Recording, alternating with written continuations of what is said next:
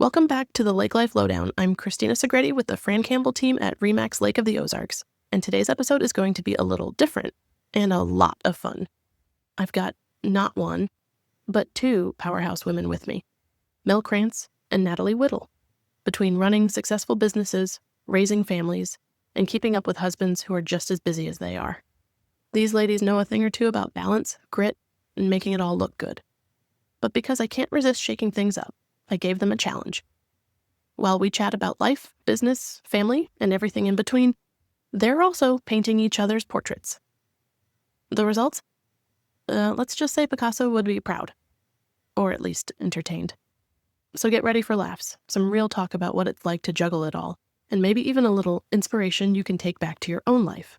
Let's dive in. Welcome back to Lake Life Lowdown. I am Christina with the Fran Campbell team, RE/MAX Lake of the Ozarks, and I am here today with the effervescent, lovely ladies of RE/MAX. I have Natalie Whittle and I have Mel Krantz. They are the broker owners of RE/MAX Lake of the Ozarks, and I have conned them into doing a little multitasking today. So I am going to have them do self-portraits, but of each other. So they're not going to get to look at each other's drawings. And Mel is going to have to draw Natalie, and Natalie's going to have to draw Mel, all while I ask them tough, hard-hitting questions. So I'm going to prove that these ladies are actually the ones that are running the show around here, because they can do it all. I want to start with some questions for you guys, and I'll let you go ahead and start drawing. And I know they're going to be like Picasso-level masterpieces, so we'll auction them off, honestly. If somebody wants them or feels like they need to hang it in their office, just reach out and let me know. Oh, yeah, they're going to be worth a lot. That's right. Okay, so we're going to start with some questions now. All right, so when you look at each other's businesses, what's one thing you admire about how the other juggles work and family? Who wants to go first? Okay. I think I might have to talk about our partnership a little bit. Yeah. Well, I admire Mel so much, the way she runs her business. Something I absolutely love about her is if something is going on in our company if something's going on or something's up with someone, Mel knows about it. 100%. And the reason why that is, she cares about her people and about this company. It's been amazing to do this together. And, we come from two different places and two different business backgrounds. And just to be able to come together and help run the company it's awesome with her. Yeah, I agree. You do know everything at all times, and so there is no secrets at RE/MAX Lake of the Ozarks. So Mel, is there something about Natalie that just screams Natalie to you? Oh my gosh. I absolutely adore working with Natalie. And I have such admiration for you. How you have this beautiful family. You managed to me how to prioritize everything the way it should go. And we have learned so much from them. To me, with their family and how Natalie runs her life, it's always faith first, then family, and then it's work. And I think that's kind of the foundation we've created for RE/MAX Lake of the Ozarks. Those priorities have to be first. Mm-hmm. They do a beautiful job with it. I love her creativity that she brings. I mean, we have a beautiful office space now that desperately needed an update. And I'm like, finally, we can do this. And you made it all happen. And we get to do these amazing developments together, real estate wise here. And she always puts her touch on it. And the projects turn out great. With the agents, she's always there for them. Yeah. And I think they have amazing foundations, and I absolutely adore working with both of them. Yeah, agreed. All right, so what role do your husbands play in keeping everything moving? And are there things that they do better when it comes to family balance? Like, is there a lesson that you've learned from those guys?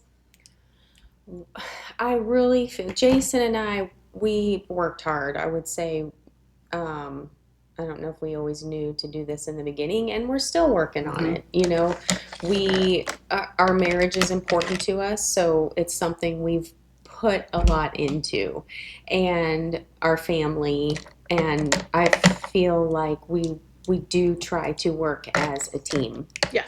And he's up before 5 every morning. I'm not the morning person. I'm like, I need a minute. I'm slow.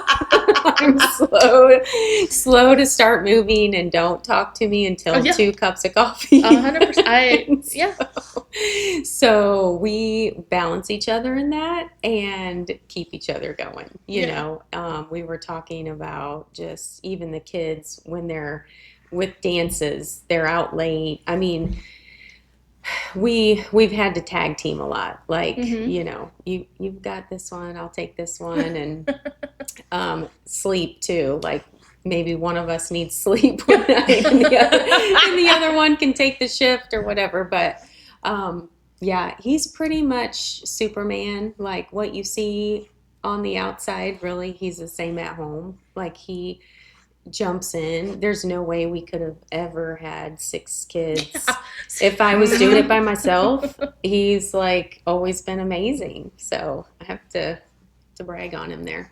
All right.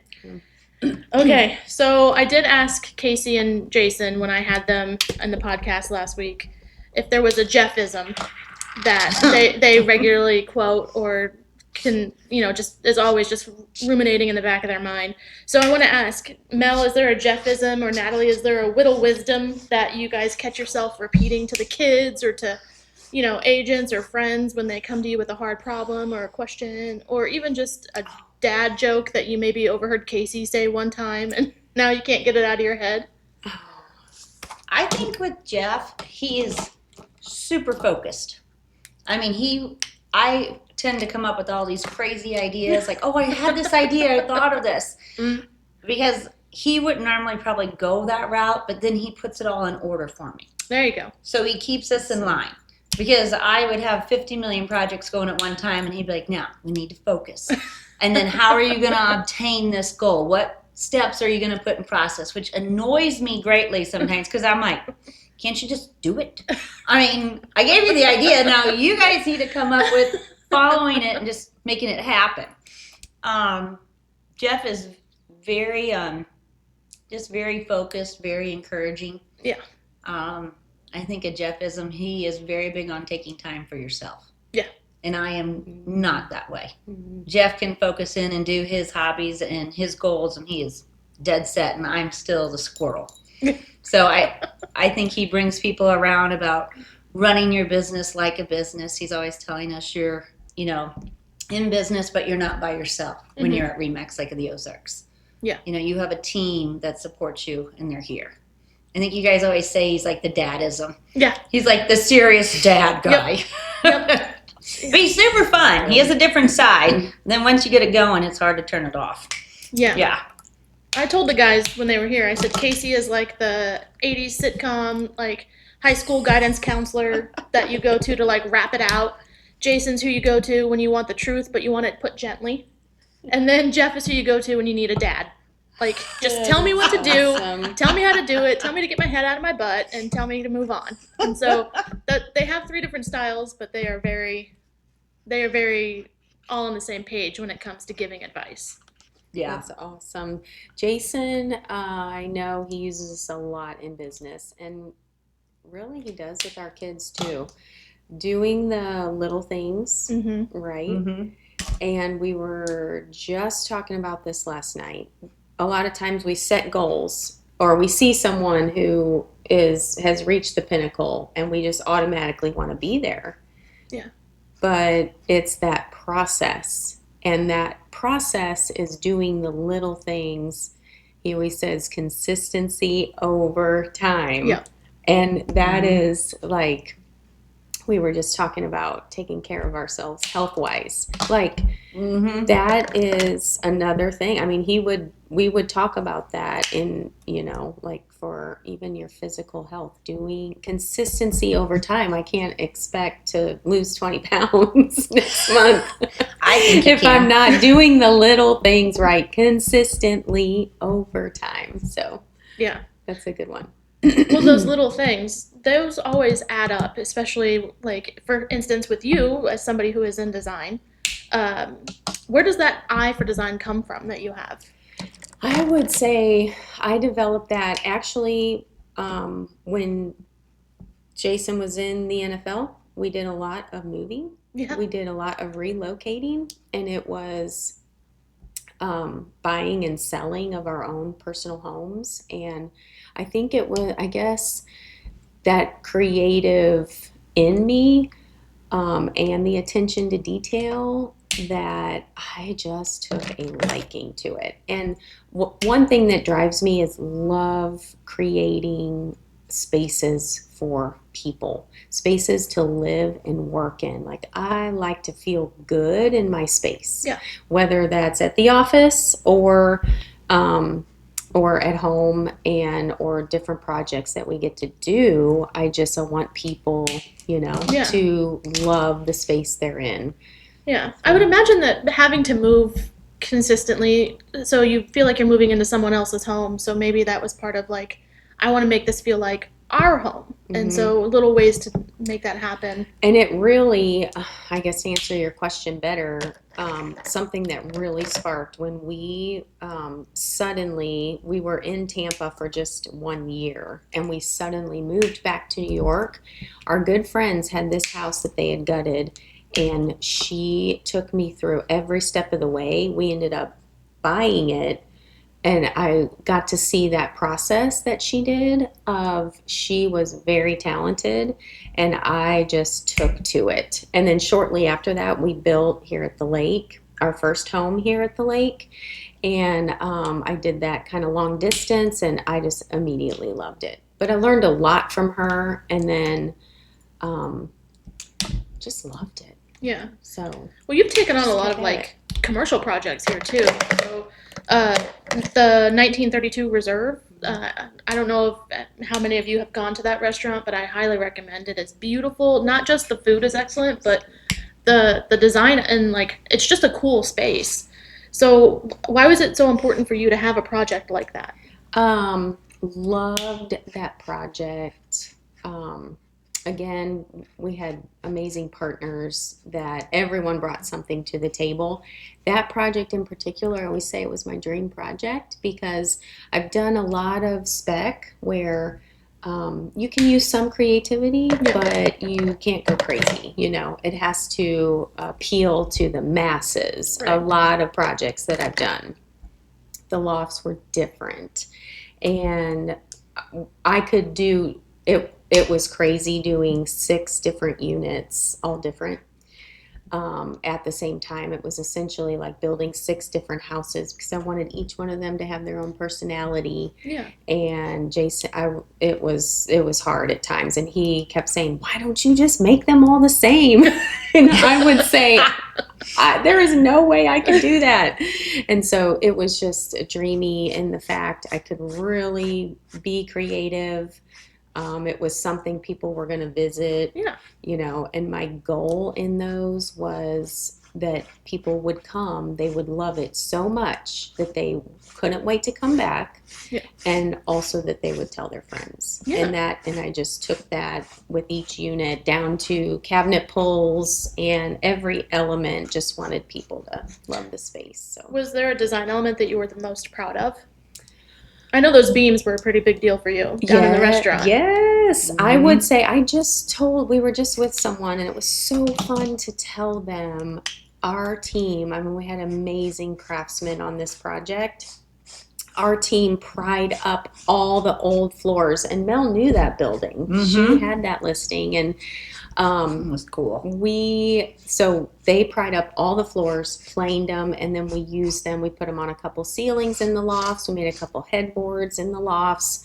The whole light structure in the restaurant, Kevin Carter and Steve Schultz, they were amazing craftsmen. And I would just say, like for the restaurant, I would say, okay, we need a drop ceiling in here. And they would take it from there, and Kevin came up with this beautiful drop ceiling, incorporated the lights and all of the reclaimed wood from the original building. And then I'll also say, I also pointed out just last week to someone the lanterns that are hanging at the bar. They're old brass lanterns, and they are so gorgeous. And it was so fun. I'd come on the job site, and the guys would have, old glass slider or old glass French doors. And they would say, do you want to use these? And I'm like, yes, we are using these. And they would, all the old door hardware, there were so many doors in that hotel because so many little hotel rooms and little bathrooms, and we got to use all the doors, So I would say that I had amazing craftsmen out of Chicago that knew what to do with all the old doors and get them all level. And but I would say just being able to upcycle and use all of the original things. But those lanterns, I showed up one day and they were like, do we want these? I was like, yes, we're going to use those. And so they hang at the bar. So all that's super fun. But is there a when you walk into a space, what's the first detail that you notice that maybe most people would overlook? Oh, let's see. And just so you know, I hear Mel coloring away over there. I know. I'm like, well, I know I'm going to have to talk, so I'm like trying to go. I got to concentrate. Well, I'm looking at this one. This is not looking like she does. Oh, I don't know. No, you're good. I know I got to get busy here. Oh my goodness.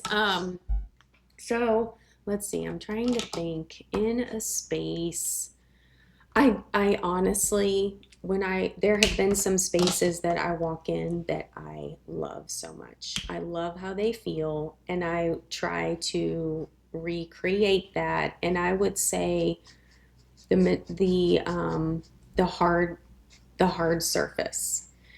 A lot of times people like Keith with Lake Life Design, he is amazing with furniture, textiles, all of that. I don't really do that. I do hard surface. So your countertops, cabinets, paint, tile, all that. So I'm going to notice what those elements are. Gotcha. And like if the floors, like a good wood floor, and just, I don't know, everything in that environment, all of those layers that come together to create that. So, okay. I'm stealing all the colors. I gotta come back. Oh man, me too. Let's see here. Oh my. Okay, so we're gonna move on to Mel now, so we can let Natalie try and catch up a little bit. All right, so Mel, there is something that I admire about you in business, and it is definitely just I'm gonna give it to you straight. And I've got guidance, and you're going to hear it. So what do you do when you get pushback or somebody doesn't see your point of view? How do you decide whether to hold the line or to pivot to maybe see a side of it that you don't necessarily agree with, but you're trying to keep everybody on the same page? On the same page. I think I've learned through the years every circumstance is different. I'm very stubborn, so I definitely want you to see my way of thinking, but I've learned to be into curiosity more. So if there's something that we need to overcome, I want to know why you feel the way you do. Yeah. I need to have some sense behind it, because normally when people are defensive or unwilling to discuss something that's very important, there's a reason. So I really want to get with you and try to unveil what is stopping you from maybe making this decision. Because I would probably, if I'm coming at you, I'd be like, I don't think it's the best decision for you. And then I would give you the pros and cons of it. And then hopefully the pros that maybe I'm showing you would outweigh the decision of, okay, I need to move forward and I see what you're saying. Because I think in real estate every day we have some thing that comes up, some objective that you're like, oh, and every day's a new day. Yeah. So it's a learning process. But I think as I've gotten older, there are some things I won't fight you on anymore. Yeah. Because there may not be the maturity in that person to see that, okay, they're not going to change their mind. And then I think in business, I've learned too, sometimes you just have to walk away. This isn't going to be a relationship that we're going to find common ground on. And then that's okay too. Okay. So you kind of alluded to it a second ago, but your career now versus when you were just starting, is there a moment that stands out as the moment you knew you could do this? I think for me, I was so young when I started. I was 21. So that's when I got into this business. Jeff was in it prior to me, and he was kind of my backbone of it. He's the one that I would go to all the time. And Jeff is very independent, likes to do his hobbies, which means he can be gone a lot. So I was by myself quite a bit. So, and back then we didn't have very good cell service when he would travel. So I was on my own. And, at that time we had 2 children, a couple years into all of this. And I'm like, I just had to figure it out. Yeah. On my own. And I just kind of threw it out there and thought, okay, because when he left one trip, he's like, whatever you do, get this deal closed. And it was horrible. I mean, horrible. And I had a screaming baby in the background. I had employees I had no idea what to do with. And I'm like, all right, I'm just going to throw it out there. And it was just kind of like learning by fire. Yeah. There wasn't really, there's not a guideline for real estate. That is very true. So, but I do think we're very fortunate at RE/MAX. I leaned into a lot of different agents. So when I got stuck, I would just call them, and everyone has always been, I think they always will be, because that's what our company's about, is sharing. Yeah. Everyone helped me. I didn't do this on my own, not by any means. So is there a habit that you have to keep relearning? Like something that in the beginning it was like drilled into you, and then, you get going with business, and sometimes you feel like you got it in the bag, I know what I'm doing, and then something stops you in the tracks and you're like, okay, time to get back to basics. I think in real estate you get wrapped up in a lot of the deals, and then you forget to focus on growing your business and knowing that this deal is going to close, so you've got to keep your pipeline full. So every day I wake up and I just figure, okay, today you're broke. You better go figure out how to make something work. You better go get a new client. You better go back to your past clients. You just wake up, or I do, with that focus. I'm going to figure out how to grow my business today. I just can't be stagnant. So, some people will get so many things in their pipeline. They get so overwhelmed with this, they forget to keep going.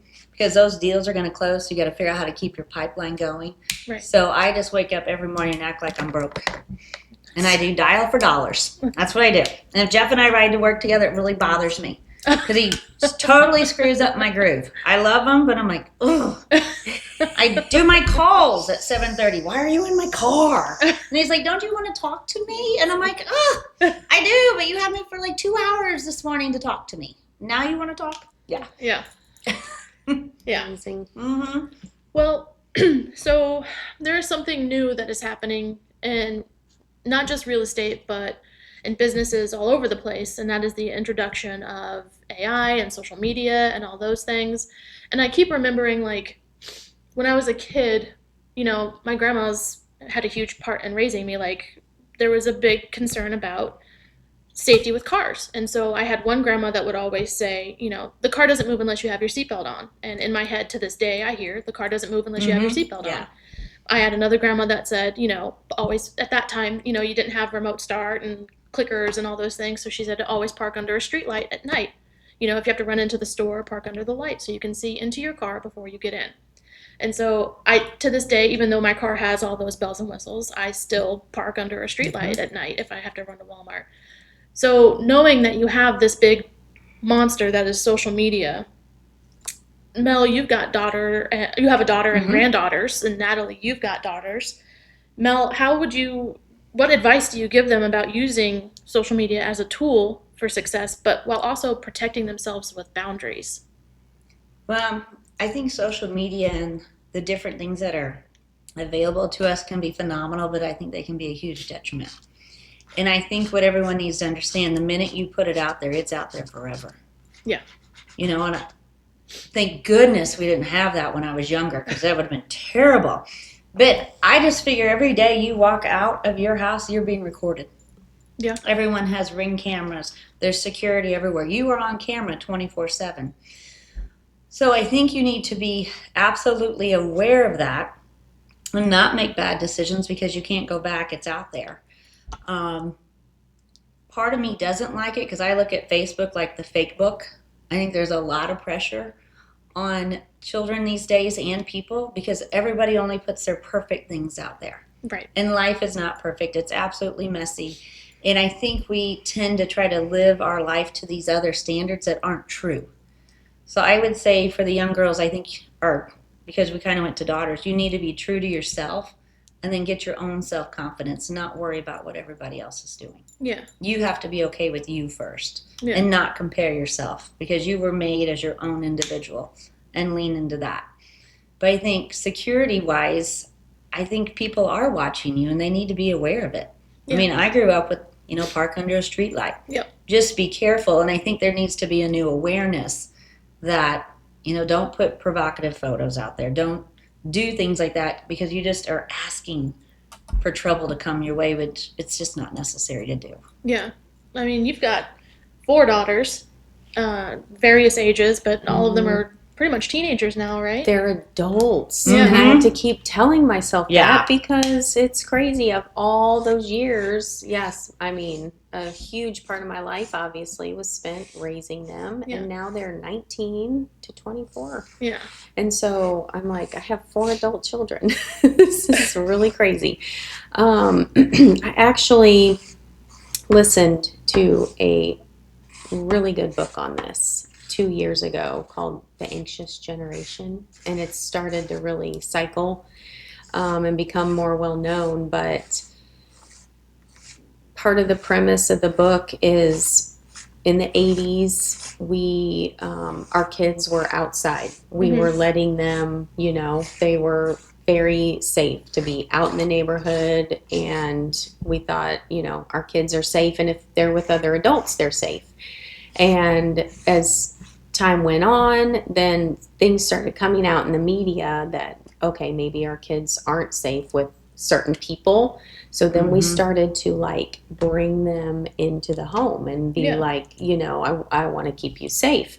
And then the internet came, and then we allowed our kids to just be online with not a lot of supervision. Yeah. A big part is, as parents, we didn't know. Our girls were in middle school when everyone was getting phones.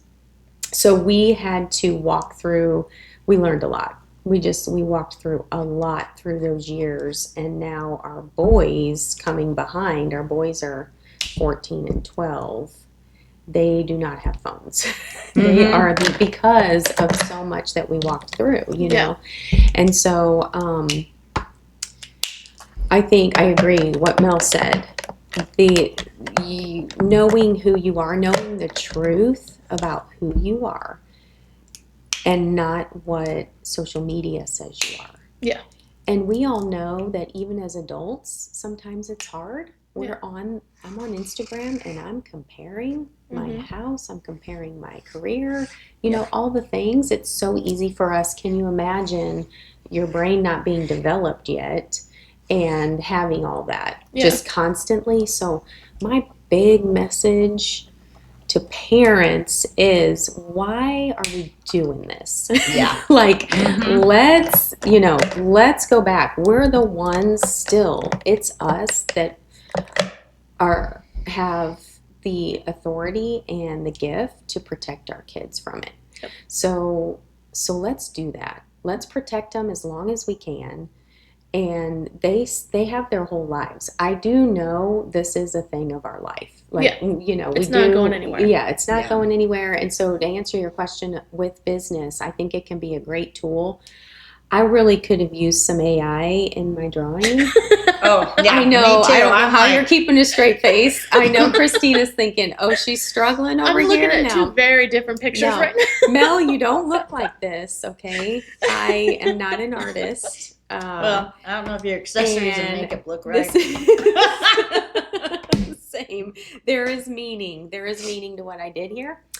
But yeah, I think it does have a great place in our businesses as far as staying in the forefront of people, and it's a great way to let people know we're here, we care about you, we appreciate your business, we want your business. I think it's such a great tool. So, what's the most rewarding part, and either one of you can answer this, about your kids seeing you build successful businesses? I would think for me, well, I want them to be proud of me. I think that's exciting. I think when I do a good job for clients and they can see that we can help other people, I really want them to know that I can do it. And if something ever happens to Jeff, in our family, we've lost a lot of husbands with very young wives. I mean, my grandma was my age when she lost her husband and had 3 businesses to run. So I was kind of raised in the fact that you just never know what life's going to bring you. So I always wanted to make sure I could provide and do what I needed to do for my children. I think they understand that mom's got it. Yeah. So whether that's good or bad, because I'm a lot. Even Jacob told me one day, "You're a lot." I'm like, I know, and I'm sorry, but it is what it is. She's amazing. I love how you guys have really brought your kids along since they were babies. They were in the office, and that encourages everyone in our company too, to have those kids in there. And with Jason and I, everything, I feel like what I've done, which I know originally Mel totally was involved because of Jeff, and whatever Jason's doing, I'm coming alongside him and taking part of that, whatever it may look like. If he wants to do a condo development, I'm gonna design it. Or just, and so for our kids, I do feel very blessed, very fortunate that they do get to see their mom do, it was never the plan in the beginning. We didn't really, and so I just feel blessed of what I get to do. And then I think something we try to do as a family. Well, mom can't do everything, and no matter if a mom stays home, I think everyone pitching in, because we are a family, we're a team, and we can all help each other out. Yeah. So how do you think your children perceive mom as a business owner versus mom at home? And do they ever call you out on being, business mom at home sometimes? Mm-hmm. Well. Yeah. Mm-hmm. I'm completely probably 2 different people in a way. At work, I'm very focused, very driven. And at home, I'm more of a nurturer. And sometimes I'm told, I just need you to hear me out. I don't want you to fix it, because I'm a fixer at work. And I'm like, oh. And then I'm probably direct, and they'll be like, we need the mom version today, not the Mel version. And I was like, oh, I'm sorry. I'm here. I need to console and be sympathetic and not call you out and say, well, get off your butt and just go do it. I mean, this is pretty simple in my mind, going, this isn't that hard. Just go at it and do it. So I've had to learn be mom when I need to be mom. Gotcha. Yeah. Versus the hard ass. Yeah. Yeah, I think she's amazing. Well, so how do you know when it's, especially for somebody who's got 6 kids, how do you know when it's time to ask for help? And what does that look like in your world?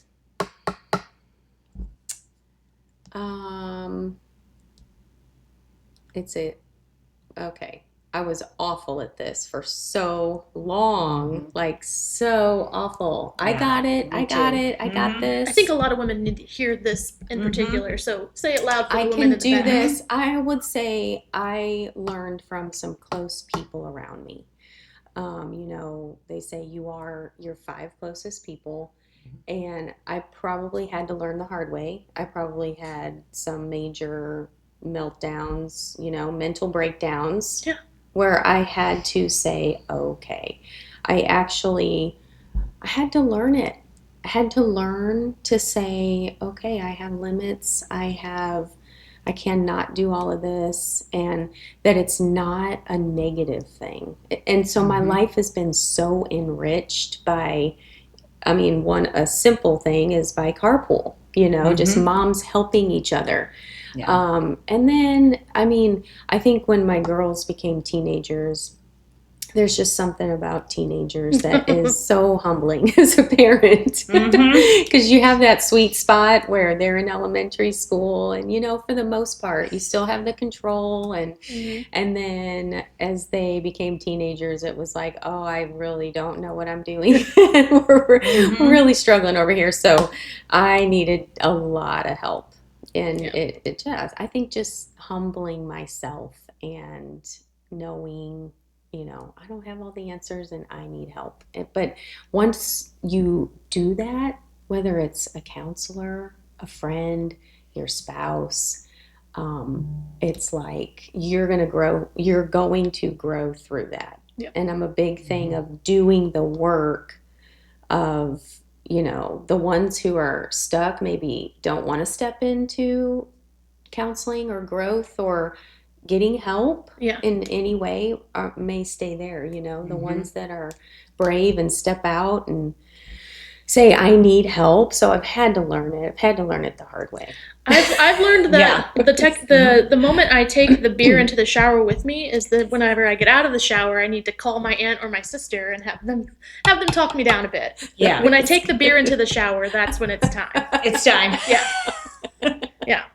Hey, you can always call me. Yeah, you can call. Maybe we'll come drink a beer. We'll stay outside of the bathroom, but we can talk through the door. We'll sit down and have one, and then we'll say, all right, let's break this. What do you need? We're here for you. We're here. Yeah. We're here. Yeah. Yeah. That's the moment.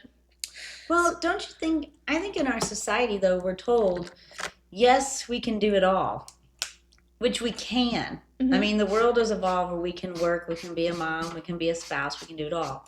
But I agree with Natalie.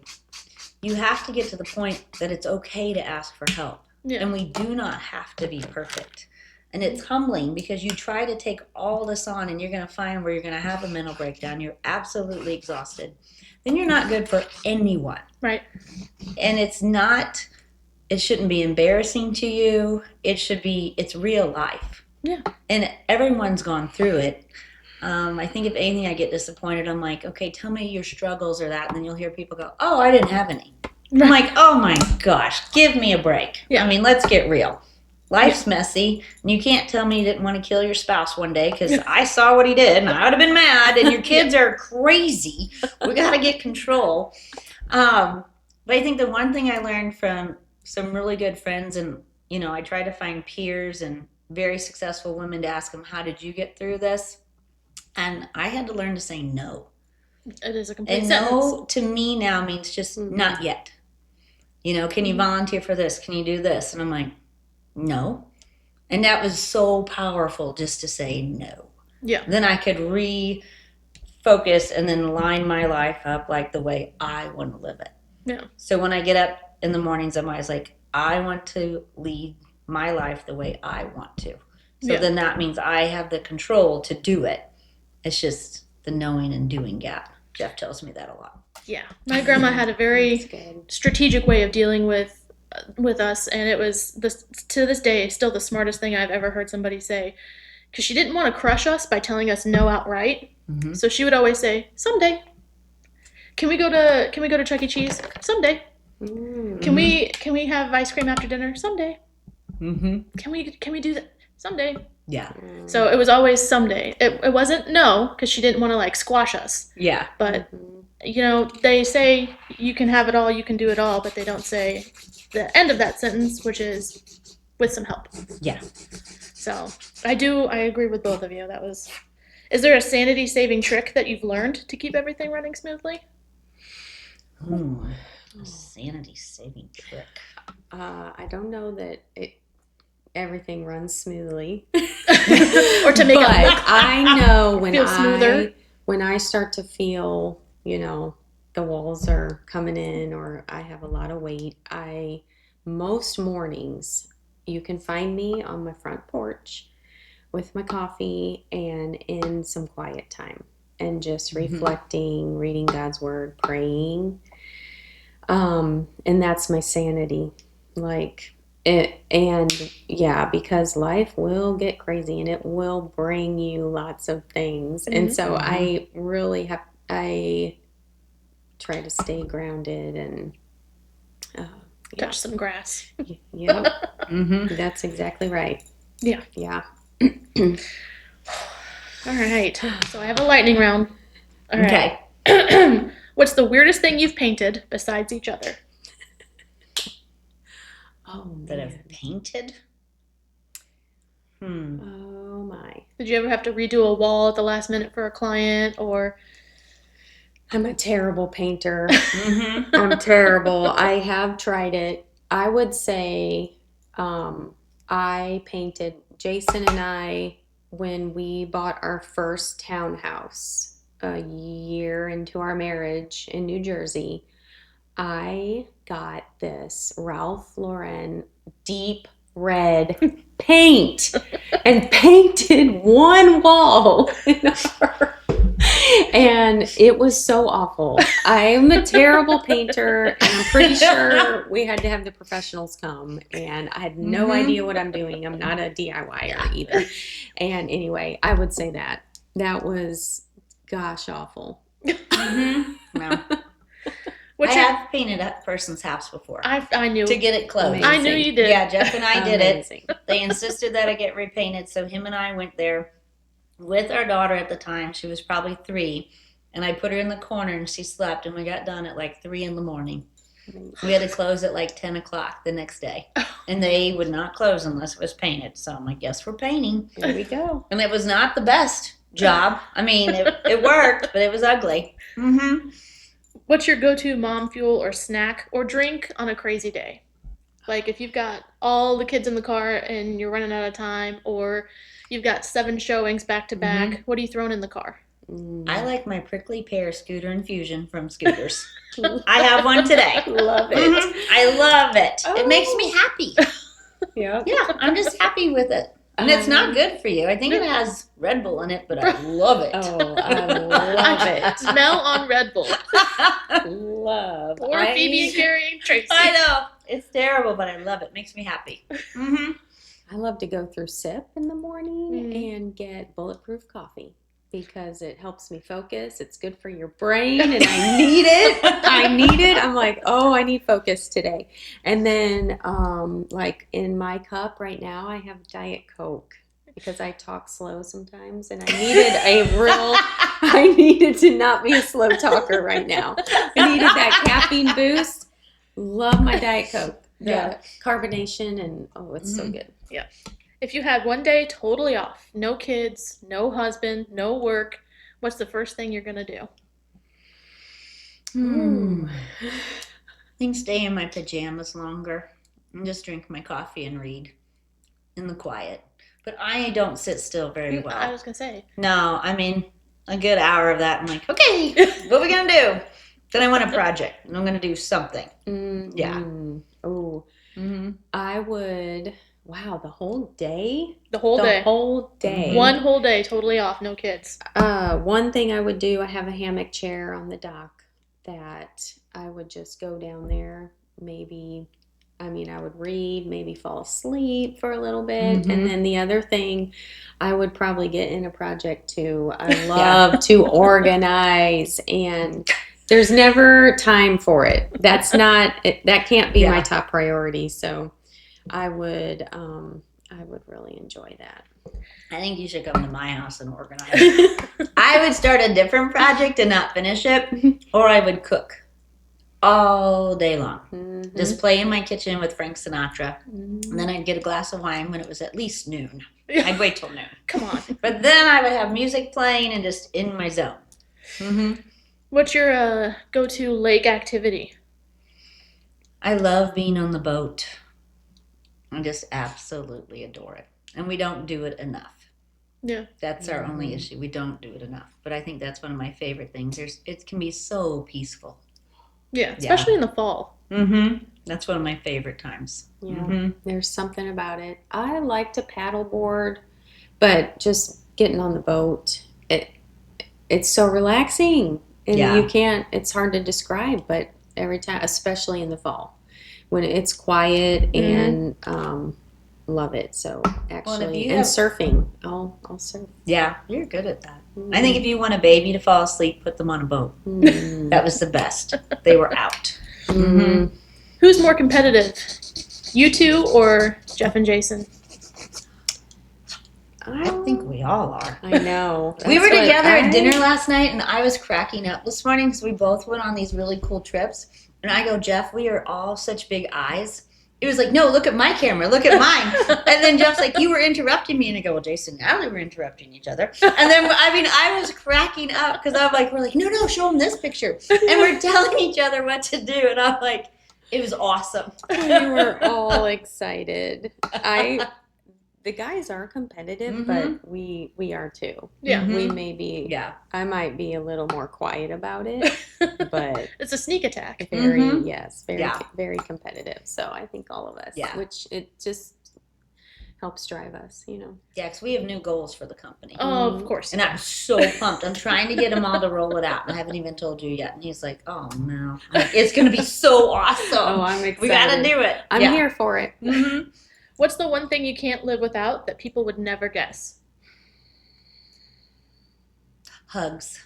Huh. I need people, and I need my hugs. And I didn't realize that until Jeff had both his shoulders redone. And I just miss getting hugs. Oh, it was terrible because he couldn't do that, because one arm's all clinking. And I'm like, I didn't realize how much I needed people and that interaction of that. Yeah. That's a good one. I hugged everybody that month. The clients were like, okay, good to see you. That is amazing. I don't know how to answer this.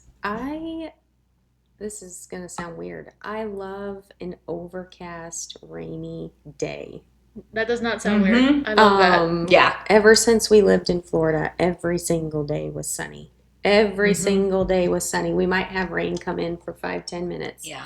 And that was so many years ago. But truly, ever since then, give me an overcast, rainy day love. I've even twice, last year or this spring and this fall, went with a good friend to lead mine. And I mean, if I could choose, it would be a rainy day that I would be at home working, but we were out in it the entire day, raincoats, and we both just loved it. It's awesome. Like beautiful. So I guess that's mine. Okay. Is there anything that you guys would like to promote or talk about? The charitable foundation, I don't think I mentioned it at the top of this, but again, we are at Robin's at the Water's Edge, the condo complex here in Osage Beach. It has a beautiful view, and both of these ladies had a hand in it. Mel is selling them, Natalie's designing them. We've got Sierra Bay, the whole other condo complex over on the other side of the lake in Camdenton. Is there anything else that you guys want to shout out? Your teams, your Well, we got our chili cook-off. Yeah, we have an exciting event. This is 3rd or 4th year. This will be the 3rd. I should know this. 3rd year. Yep. Great event, open to the public. It's at the Sanctuary, October 12th, 3 to 5. The Chiefs play that evening, a big game versus Detroit. Yeah. Something fun this year. We have 2 tickets that are going to be a live auction.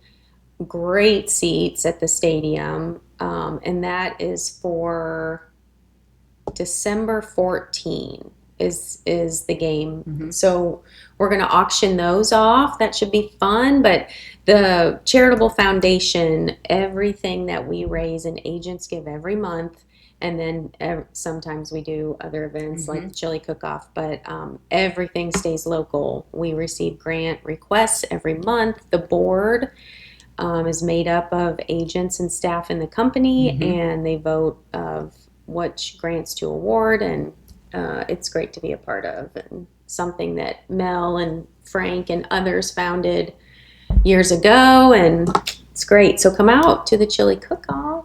And that's on next Saturday, right? 2 weeks. 2 weeks. Well, a week from this Sunday. Yes. October 12th, 3 to 5. And then at the we- sanctuary. At the sanctuary, which is in Osage Beach, and then we have our 18th annual real estate symposium, which is huge. The guys work very hard on putting that together. And this year we're excited because we also have Casey that is with us now, that is our broker manager, who has been an amazing asset to us. So the three guys are going to put that on. That's at Osage National on, is it this Thursday or next Thursday? October 8th, I think. Next I'm Thursday. not sure Next when this Thursday. is going to air. Okay. Yeah. October Yes, next 8th. Thursday. Is it 4 p.m. at Osage National? 3, 3. because it's 3 to 5. 3 to 5, yep. So it's open to the public. We've got some great speakers that we have coming that are going to update you, like on the amphitheater, different developments that are coming. So just, I think the market here at the Lake of the Ozarks is tremendous. Yeah. So that is free to the public. We would love for you to come out. You can just call RE/MAX Lake of the Ozarks at 573-302-2300, and we can get you guys signed up for it. So I think we have that. Thank you for the shout out for our projects. I am selfishly going to say at Sierra Bay we have 30 units. Hopefully, as of later this afternoon, we'll only be down to 6 units, which we saved the best for last.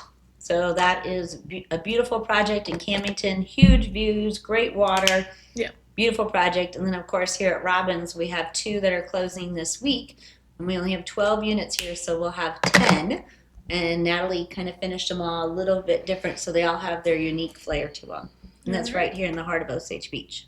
Okay, well, let's reveal these beautiful self-portraits. All right. Okay. So let's take Well, listen. We I got started off with the black marker. It went all wrong. Do we have to show Yeah, them? let's Okay. give it a show.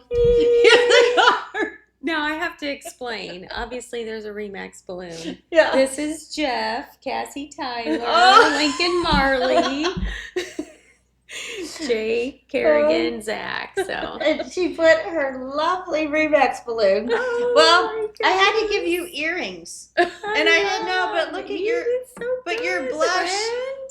I was like, I don't know. You did so good. I'm telling you. Okay, well, we did it. We did it. We can hang them up in the kitchen in the break room. There we go. Here you go. These will be up for auction You at the are- RE/MAX yeah. Lake of the I knew Ozarks you'd main be an office. artist. If you want to come I by knew and view it. them. I knew it. Yeah. Well, then I was like, oh no, now it's going to look like she needs Botox. She gave me wrinkles. I was like, that Very- did not go like I Very thought. authentic. Well, I was very trying to think, authentic. like, I took an art class in school, and I was like, we need pencils, because then you can shade it. So And this good. is so permanent. No. And I was like, I can't go back. You're an artist. And your eyelashes don't match. You're so good. I started off with the black to do my stick figure, and it just went downhill from there. But you have your cocktail in that hand. Oh, and your there you computer go. in that hand. Yeah, I was like, I had to stop because it was getting worse. I'm like, stop. Oh, no. It was super fun. All right. my Well, God. Super fun. thank you guys for watching and tuning in. And if you have any questions, I'm Christina Segretti with the RE/MAX Lake of the Ozarks, Fran Campbell team. Please, please, please like and subscribe the YouTube channel. That helps me get big guests and more people that I can talk to and have cool conversations with. If you guys have any questions about Robbins at the Water's Edge or Sierra Bay or any of the properties that RE/MAX Lake of the Ozarks currently has listed, please give us a call. All of our information is going to be listed in the description of the episode below. And as always, stay anchored, friends. Thank you for watching. Thank you, Christina. Thank you. Thank you.